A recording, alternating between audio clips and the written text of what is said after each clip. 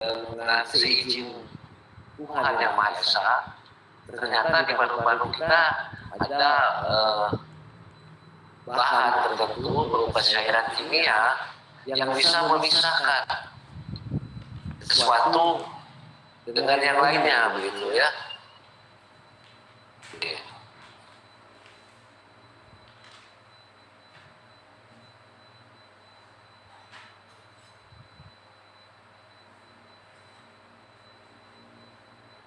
Nah, mau bingung juga ini ngapo hilang ya. Kita lihat dulu ya. Nah, jadi kalau di tubuh tanaman kan yang di udara yang kita hisap itu masih bercampur dengan nitrogen, bercampur dengan gas lain begitu ya. Tapi yang dibutuhkan itu sesungguhnya adalah oksigen. Jadi kita itu menghirup udara, kemudian udara tadi karena dia mengandung berbagai macam senyawa di dalam udara tadi, yang kita butuhkan adalah U2, oksigen. Jadi oksigen kita tadi akan ditangkap oleh bahan tertentu yang kita kemudian sisanya keluar, nggak kita manfaatkan. Nah, kalau Anda ingat ya, orang bernapas kena COVID itu kan menghisap oksigen murni ke tekanan, jadi dia langsung masuk dalam jumlah yang sangat banyak begitu. Yang dibutuhkan itu oksigen. Jadi senyawa kimia yang berguna untuk menangkap oksigen tadi menjadi, kita kan tahu kalau orang sakit itu kan bisa saja senyawa untuk menangkap oksigennya itu kan terbatas. Kalau kita pompa dari luar oksigen murni. Pada tubuh tanaman, respirasi itu juga sama, bernapas. Jadi tumbuh-tumbuhan itu kalau kita masukkan di dalam air, begitu ya, dia nggak bisa bernapas. Kemudian tumbuh-tumbuhan kalau kita kurung di dalam gelok, tahu ya, gelok, masuk, kita ikat rapat, nanti dia juga nggak bisa bernapas. Walaupun di media itu ada air, lama-lama dia akan kehabisan oksigen, dia akan keracunan gas yang lain gitu ya. Nah, jadi semua makhluk hidup ditakdirkan untuk bernapas. Artinya bernapas itu menggunakan oksigen. Jadi proses absorpsi oksigen oleh tubuh organisme disebut sebagai respirasi. Bisa terjadi pada hewan, bisa terjadi pada manusia, juga terjadi pada tanaman atau tumbuh-tumbuhan. Baik.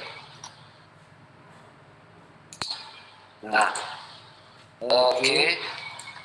Kalau kita perhatikan sekilas begitu ya, bahwa organ yang sangat penting di dalam proses respirasi itu adalah mitokondria. Mitokondria ini adalah organ yang terdapat di dalam sel. Jadi di dalam sel ada unit atau organ selain kloroplas, selain vakuola, begitu ya, selain inti sel yang mengandung. Di dalam inti sel kan terdapat DNA, ya, pada DNA terdapat gen, ya. Itu yang mengatur kehidupan suatu spesies. Nah, selain itu di dalam tubuh sel tadi terdapat mitokondria. Nah, mitokondria di dalam sel inilah yang bertugas untuk menangkap oksigen. Karena itulah sel itu menjadi sangat penting. Nah, berguna sekali untuk kehidupan daripada berguna sekali untuk memfasilitasi fungsi daripada mitokondria. Nah, mitokondria ini unik begitu ya. Kenapa unik? Anda bisa lihat gambarnya. Ada intermembran, ada intermembran space begitu ya. Ada matrik, kemudian ada outer membran. Jadi kalau kita lihat bentuk daripada mitochondria ini betul-betul unik begitu ya, ya. Bentuknya seperti ini, bulat. Tapi di dalam sini ada lengkungan begitu ya, saudara bisa lihat ya. Nah, lengkungan ini punya makna secara fisika. Jadi dari sisi ilmu biofisika ini punya makna. Artinya luas permukaan daripada benda yang sekecil ini sangat besar karena ada lengkungan yang seperti ini. Ya. Nah, si kuning itu adalah matrik. Matrik ini apa? Matrik ini mengandung enzim. Ya. Yang berguna untuk melaksanakan siklus. Jadi kalau kita bicara fotosintesis, bukan respirasi, kita kenal siklus Krebs. Ya. Kalau fotosintesis, terkenalnya siklus apa? Ayo. Siklus Kelvin. Bagus, betul. Jadi kalau fotosintesis, formulernya siklus Kelvin. Tapi kalau di respirasi itu siklus Krebs, kalau ingat ya. Nah, jadi dengan adanya pola struktur yang seperti ini, maka luas permukaan ini menjadi besar. Kemudian dia menjadi sangat dinamis begitu ya. Karena itulah enzim ini tadi di dalam materi ini berlangsung siklus Krebs. Nah, tentunya satu sama lain ini berhubungan ya. Dan berhubungan. Kemudian di dalam sini juga di dalam mitochondria ini terdapat proton dan seterusnya begitu ya. Nah, dalam hal ini kalau kita lihat dunia nyatanya bentuknya adalah seperti ini. Ya, bentuknya seperti itu.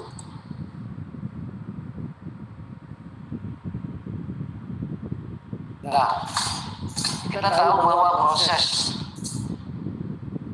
fotosintesis ini terjadi pada siang ya. Only take place in the lights ya. Artinya pada kondisi ada cahaya. Jadi dengan demikian semua gas akan masuk ke dalam stomata ya, karena stomata membuka begitu ya. Nah, selama proses fotosintesis ya, itu akan dihasilkan salah satunya adalah apa?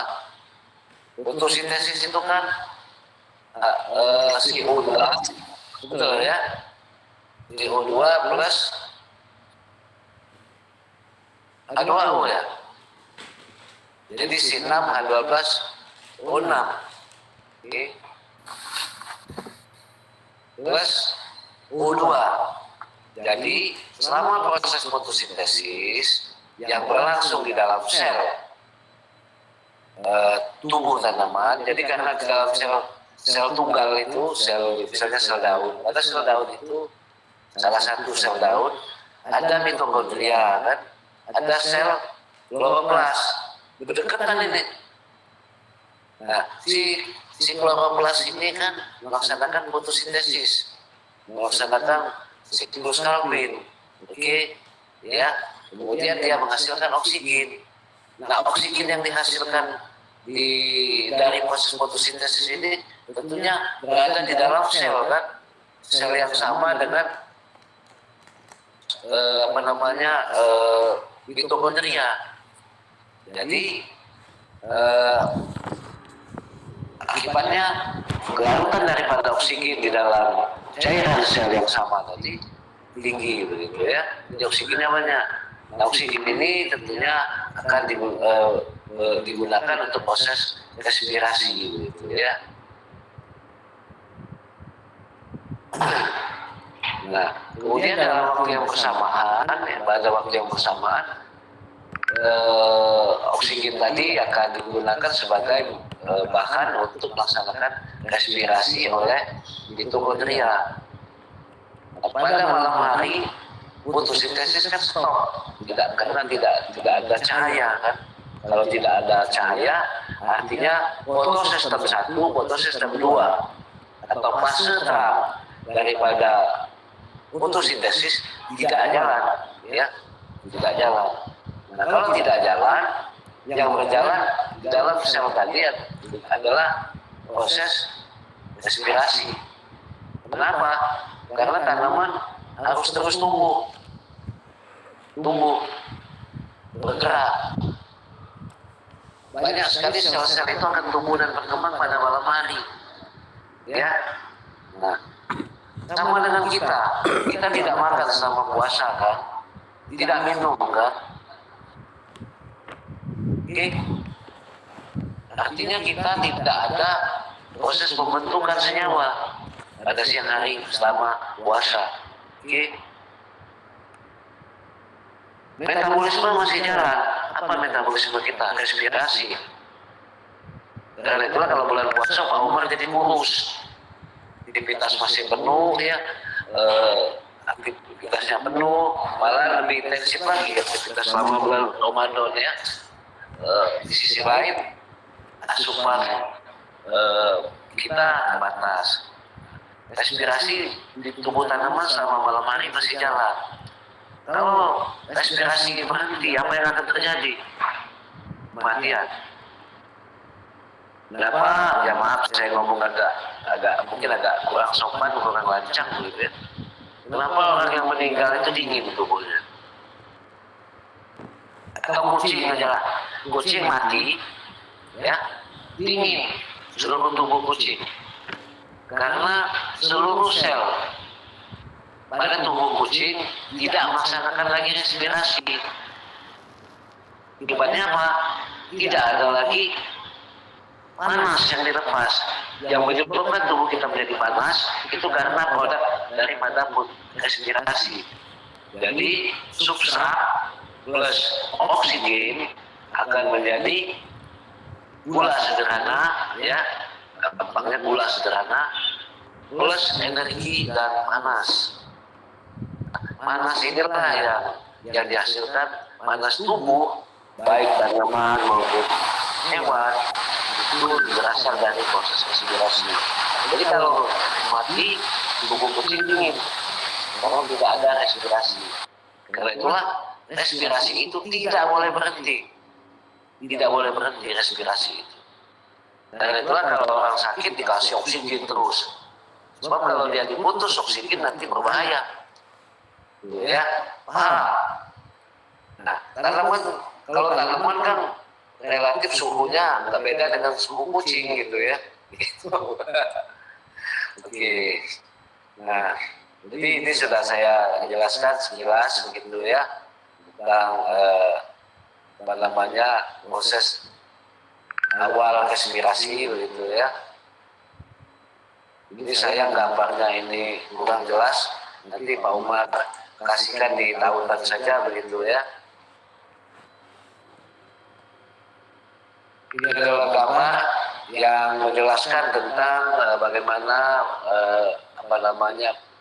yang panas yang saya maksud tadi. Jadi proses respirasi di gambarnya yang untuk menghasilkan panas.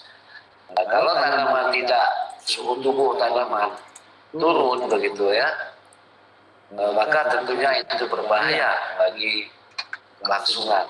Kita tahu bahwa aktivitas enzim itu mempunyai suhu tertentu begitu ya. Misalnya enzim A, enzim B, enzim C, dia mempunyai range activity temperatur itu yang spesifik. Jadi dengan adanya respirasi sepanjang waktu bagi tubuh tanaman ya, maka artinya panas tubuh tanaman menjadi kontinu ya. Akibatnya aktivitas enzimatik tetap berlangsung normal. Dengan demikian kehidupan akan terus jalan. Jadi manfaat respirasi bagi tanaman itu adalah untuk menghasilkan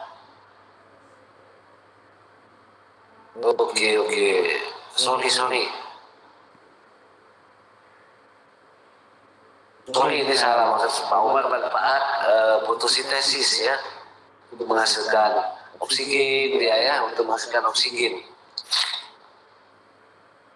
Fotosintesis, kemudian juga ini manfaat fotosintesis dan respirasi begitu ya.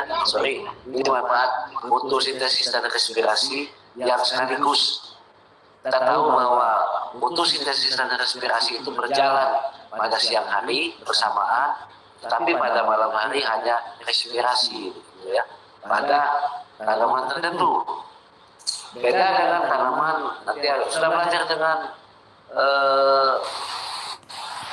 sifat tanaman kaktus, nanas, kemarin di fotosintesis camp. Sudah disampaikan oleh Pak Luna. Toh, tidak apa-apa ya. Jadi tanaman itu berdasarkan siklus alpinnya, ada kelompok tanaman C3, C4, dan CAN. Nah, kelompok C3 itu banyak sekali begitu ya. Mungkin lebih 60% tanaman itu kelompok C3. Kemudian C4 itu contohnya adalah tebu begitu ya. Yang populer begitu tebu. Karena dia akan kelompok C4. Kemudian kelompok CAN ya, contohnya kaktus, nanas begitu ya.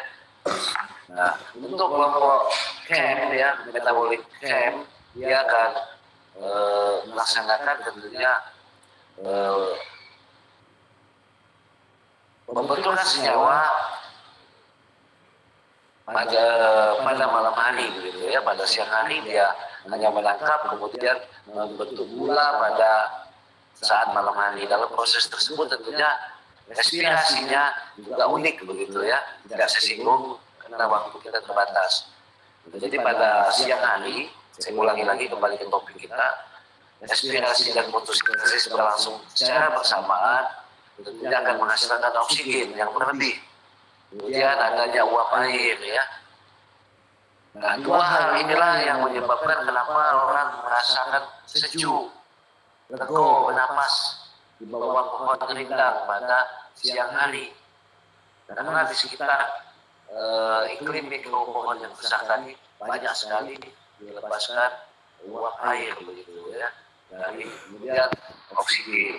Nah, pada malam hari jangan cukup-cukup ya, yang dilepas banyak CO2 ya, karena oksigennya akan sangat minimalis begitu ya, karena digunakan untuk respirasi.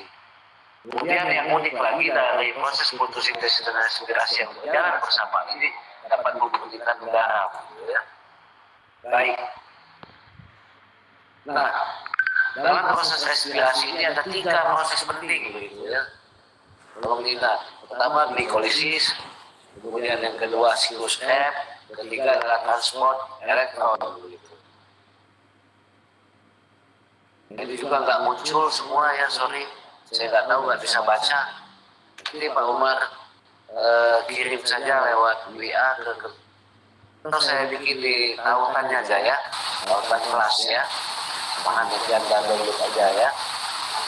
Kalau waktu saya depan nanti saya buat tautannya, kalau enggak saya mohon izin nanti sore Pak Umar tempelkan di alumni gitu ya, nanti lihat kayak ini nggak muncul.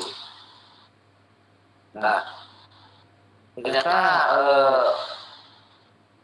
tahapan respirasi itu ada 3 tahap begitu ya, glikolisis, siklus Krebs, dan transport elektron. Tolong nanti Anda pelajari lebih lanjut begitu ya. Apa itu glikolisis? Glikolisis adalah proses perombakan glukosa menjadi 2 ATP. Itu aja, gampang kan? Proses perombakan glukosa menjadi 2 ATP. Siklus Krebs itu adalah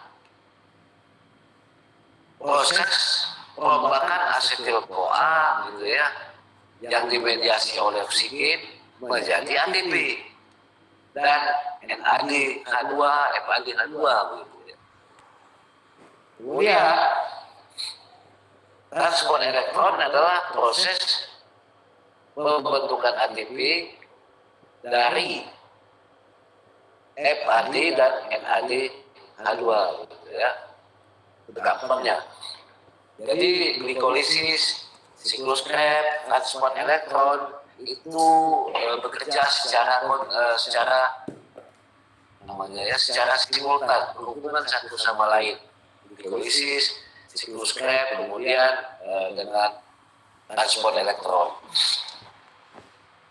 Jadi saya ulangi,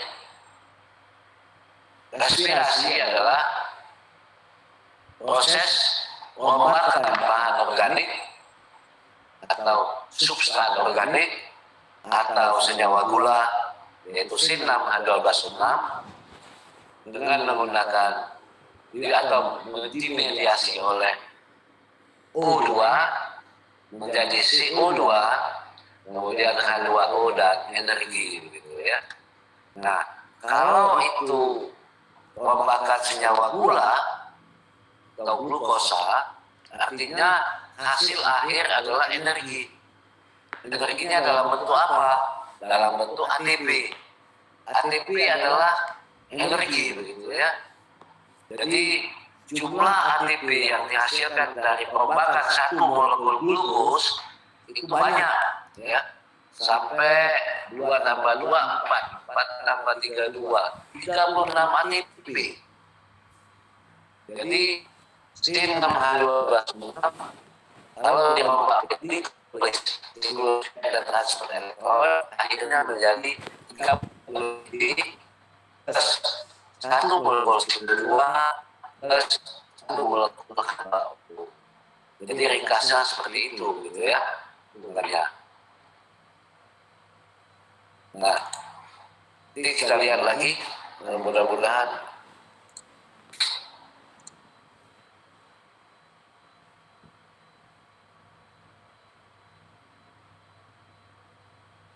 ini lepas lagi begitu ya, tapi siklus Krebsnya muncul begitu ya. Baik, sebelum ke siklus Krebs ini, pada baiknya Anda memahami dulu glikolisis gitu ya. Baik, glikolisis ini adalah proses awal daripada fotosintesis, respirasi.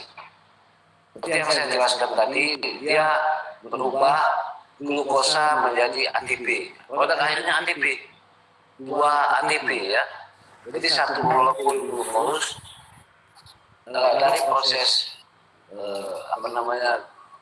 glikolisis akan dihasilkan 2 ATP. Tetapi tidak gampang merubah glukosa menjadi ATP. Ini adalah proses pembakaran gitu ya. Karena itulah dia proses glikolisis melibatkan banyak sekali enzim gitu ya. Tidak sesederhana yang kita maksud. Menurut para ahli ada 10 enzim yang terlibat dalam proses glikolisis. Sebab glukosa untuk menjadi senyawa ATP, menghasilkan senyawa ATP itu artinya glukosa harus dirubah menjadi 2 molekul piruvat. 2 molekul piruvat. Jadi dari SAM menjadi C3, 2 molekul piruvat. Ya. Jadi artinya glukosa dirubah menjadi glukosa 6 fosfat, glukosa 6 fosfat, glukosa 1 difosfat ya. Dari difosfat dia akan dirubah lagi menjadi gliserol GAD ya, fosfat, kemudian akan menjadi difosfat gliserat, menjadi fosfogliserat, next lanjut fosfogliserat ya, di fosfogliserat, kemudian fosfoenol piruvat, PID, baru dari piruvat. Nah, jadi ada 10 step dari glukos